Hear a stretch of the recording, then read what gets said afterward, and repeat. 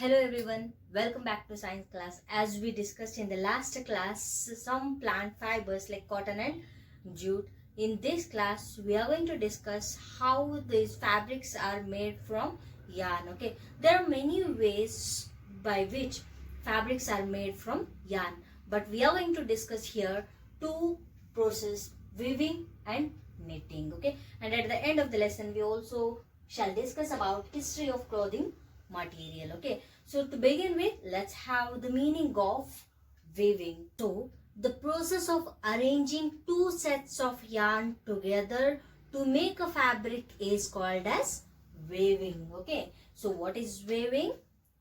Just we'll go through with the activity number 5 that is given in your textbook.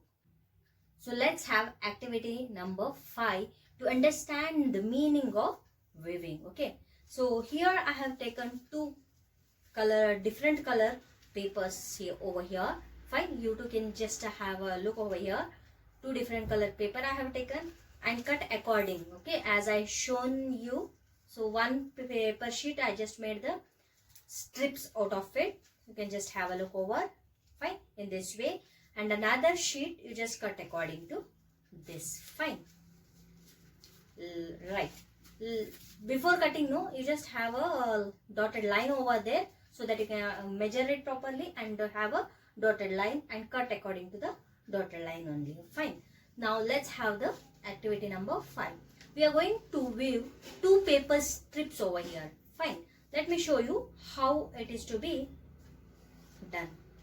So we are going to weave two paper strips, as I have taken now one over here. Let me start with one end and start weaving. So I'll just keep marker over here. You can have a look over here.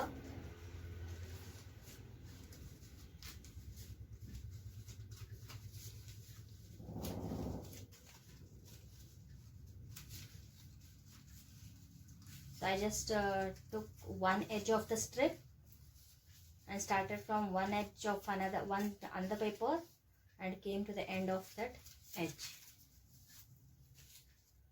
Fine, this is the way I just got now. Let me try with second sheet now, second strip of the sheet.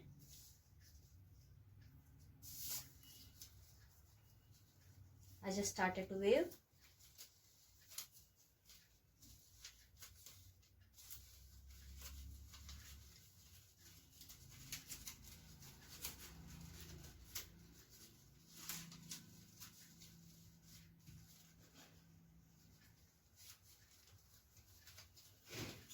This is the second strip. Now I came to the end of it.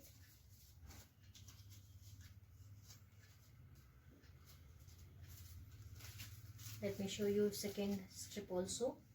Children, this is the pattern we get after completion of all the strips. You too can try this activity at home. Okay. Now the thing is, in the similar manner only, two sets of yarn will be taken to make a fabric. These yarns, okay, will be much thinner in size compared to this paper strips, and these weaving process will be done on looms. Those looms, either it may be hand operated or it may be power operated. So children, now tell me, what is weaving? The process of arranging two sets of yarn together to make a fabric is called as weaving. Okay, we shall move on to the next process of preparing fabric from yarn, that is knitting. Okay, let's have a look over. Children, have you seen how sweaters are knitted? I'll just show you one. Here in this, one single yarn will be used to knit complete one sweater. In case if I just pull out this one yarn, you can find out complete it will come out. So children, if in case I pull out that yarn continuously, that complete fabric get unraveled. So this is the way knitting is done, and knitting is done by hand or on machine as well. So children, what is knitting? A single yarn is used to make a fabric. Okay, so weaving and knitting are the two processes which are used to make a fabric by using yarn. Okay, so now let's step on to the next subtopic, that is history of clothing. So, as per the history of clothing material is concerned, ancient people were not having idea related to cloth or how to stitch it. They used to use bark as well as the big leaves of the trees to cover their body or to cover themselves from the atmospheric condition. As slowly, gradually, people started settle in agricultural communities, they started to use animal skin as well as the fur, and even they started to use animal fleece or hair which is called, and they started to use twigs or grass to make the mat and even the basket. Slowly, the Indian people who live near the river Ganga region, they started to use cotton clothes. Okay, so clothes which are made of cotton. It is also said that flax is also maximum used in those days. So flax is also a natural fiber that was used.